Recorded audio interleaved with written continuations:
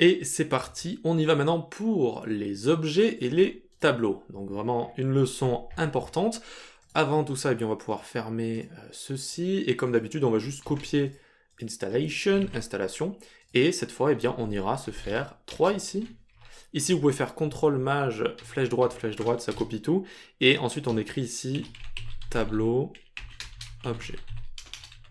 Objet comme ça. Ok, très bien. Ensuite, on peut venir ici, on va supprimer tout ce qu'on a là, et comme ça, vraiment, à chaque fois, ça vous fait des petites leçons sur lesquelles vous pouvez revenir si vous avez envie de comprendre ce qu'on avait vu juste ici. Voilà. Je trouve ça très pratique. Donc, on va venir ici dans script.ts, on va aussi s'ouvrir cet index HTML juste ici. Parfait.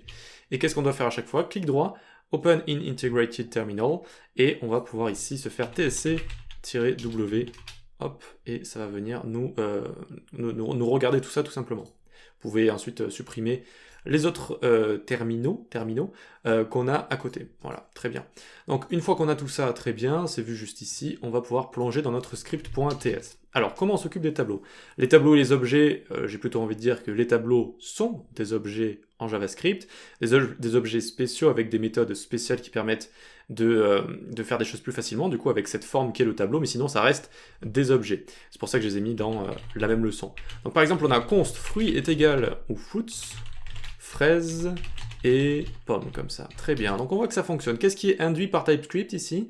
Que je veux seulement des strings, des chaînes de caractères dans mon tableau. Donc si je fais fruits.push 4, comme ça, est-ce que ça fonctionne? Et non, on a une erreur, on a une petite erreur. Ici, ça fonctionne pas. Et seulement, par exemple, cerise, ça fonctionne. Cerise, ça fonctionne, ok? On peut se le loguer ensuite. Hop, juste pour voir tout ça. Donc je fais exprès de prendre mon temps parce que c'est important de prendre le temps quand on apprend, de bien faire des répétitions comme ça pour bien comprendre les choses. Vous vous inquiétez pas, un peu plus tard ce sera un peu plus dur. Ok, donc on a ici un tableau qui va induire le fait que je veux string comme ça, chaîne de caractères, très bien. Donc bon, ma foi, c'est assez simple. Ensuite, on va pouvoir faire des tableaux également mixés, donc mixed array par exemple, est égal, et donc ici je vais faire 1, donc un nombre, une chaîne de caractères, et encore un tableau. Ok, donc ça c'est un tableau mixé. Et si on passe ici, qu'est-ce qu'on voit? Qu'est-ce qu'on voit ici? Eh bien on voit une union. On voit une union comme ça, vous voyez les parenthèses avec des traits au milieu comme ça, les traits du 6. Et donc on a string number et un tableau de nombres. Et donc ces unions, plus tard, on va pouvoir les créer à la main nous-mêmes. Vous allez voir que c'est assez sympa, ça permet de créer des types nous-mêmes, des types custom, des types personnalisés. Et donc ça dit tout simplement que eh bien, ce tableau peut accepter tout ça. Donc ici, tout simplement, si j'ai envie de faire mixedArray.push et que là je lui envoie encore un tableau de nombres, ça va fonctionner, parce qu'il y en a déjà un ici. Vous voyez, donc ça induit le fait qu'on a une union. Et par contre, si je lui mets un tableau ici avec des nombres et une chaîne de caractères, vous voyez déjà ça ne fonctionne plus. C'est très strict, c'est très strict comme ça. D'accord, c'est vraiment pour ça qu'on utilise TypeScript. Ok, très bien, donc ça on voit qu'on peut avoir des tableaux mixtes comme ça, très bien, ça fonctionne bien aussi. Ensuite, on peut faire let nums comme ça, et on va attendre. On va attendre quoi? Eh bien on va attendre un tableau de nombres par exemple. Ok, donc encore une fois, là j'ai déclaré une variable avec let, donc undefined de base, oui, ok, mais cette variable va prendre seulement un tableau de nombres. Donc encore une fois, testons. Si je fais nums est égal à, comme ça, A, B, non, ça fonctionne pas, ça va seulement fonctionner avec ça par exemple. Voilà, très bien, donc on peut directement les déclarer comme ça. Et ensuite, ce qu'on va pouvoir faire également, donc là on a notre num juste ici. Ah oui, ce que je voulais vous montrer également avec ça, c'est que je ne peux pas faire par exemple nums.push 1 comme ça. Pourquoi? Parce que ici je n'ai pas déclaré de tableau, hein. J'ai pas déclaré de tableau. J'ai typé ma variable, je lui ai dit qu'elle va recevoir un tableau avec seulement des nombres à l'intérieur, mais pour l'instant, ben, ce tableau n'existe pas. Donc je peux pas lui pousser quelque chose, enfin lui mettre quelque chose à l'intérieur qui n'existe pas. Ok? C'est pour ça qu'ici ça ne fonctionne pas. Voilà. N'hésitez pas à faire des petits commentaires comme ça, parce que ce sera votre leçon après si vous voulez revenir dessus. Alors comment on fait si on veut instancier comme ça un tableau, tout en disant qu'on veut seulement recevoir des nombres? Eh bien on fait let nums2, number est égal, donc un tableau est égal, un tableau comme ça, et là je vais pouvoir faire nums.push. Alors ici je vais l'appeler nums2, voilà, nums2 comme ça, très bien. Et donc vous voyez qu'ici je lui ai dit que oui, je veux recevoir seulement des nombres dans mon tableau, mais je l'ai instancié aussi. Je lui ai dit est égal tableau vide. Et donc là je peux faire un push comme ça, et ça va fonctionner très bien. Ok, très bien. Ok, donc pour terminer avec les tableaux, on pourrait faire par exemple un tableau qui peut tout recevoir. Donc pour ce faire, on pourrait dire, bon bah je vais juste faire let random comme ça, parce que ça va induire le fait que, eh bien, j'ai mon type any comme ça qui est utilisé. Donc testons ici, si je fais un let random, certes ça va fonctionner sur un tableau random, alors juste pardon, si on fait random est égal, ça va fonctionner, mais qu'est-ce qui va fonctionner ici aussi? Bien juste un type comme ça, juste true, false, etc. ça va fonctionner.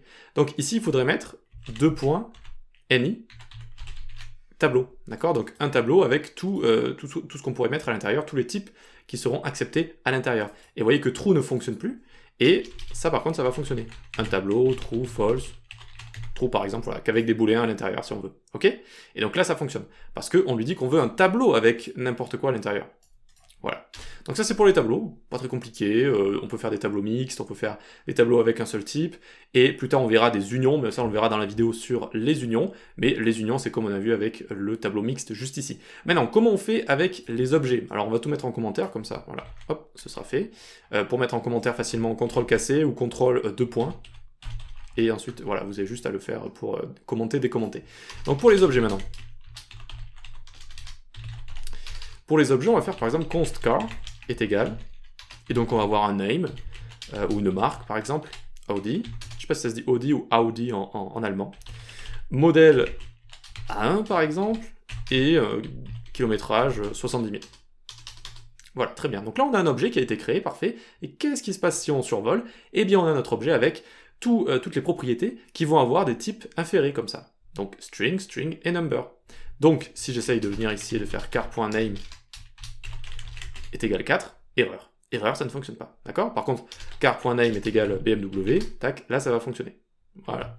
Très bien, donc on peut laisser ça comme ça et mettre par exemple erreur.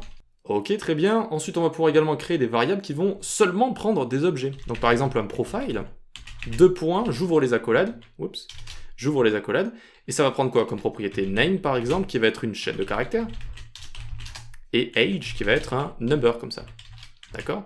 Très bien, et donc maintenant, une fois que je vais rentrer l'objet dans profile, vous voyez que si je mets rien à l'intérieur, j'ai une erreur, alors que normalement ce serait valide en JavaScript pur. Et ici, si je mets name par exemple John, age 85, hop, ça fonctionne. Mais si ici j'avais mis true, ça n'aurait pas fonctionné. Si j'avais mis un tableau, ça ne fonctionne pas, etc., etc. Voilà donc une bonne façon de dire que cette variable va seulement prendre des objets, et les propriétés vont seulement prendre ces valeurs-là avec ces types précis. C'est plutôt ces types précis plutôt que ces valeurs-là. Très bien. Donc ça fonctionne très bien comme ça, et attention, parce que si je mets hobbies comme ça, tac, eh bien oui, ça va mettre une erreur également, parce que j'aurais dû mettre ici hobbies, tac, avec mon tableau comme ça, d'accord? Donc hobbies ici va être un tableau, on aurait pu mettre any comme ça, un tableau qui va prendre n'importe quoi, ou plutôt a string ici, voilà, pour lui dire que ce sera des hobbies sous forme de string, voilà, sous forme de chaîne de caractères. Ok, très bien, on peut mettre ça en commentaire. Je vais vous montrer notre syntaxe au cas où vous puissiez tomber dessus, mais qui n'est pas très utilisé, je vais vous dire pourquoi après.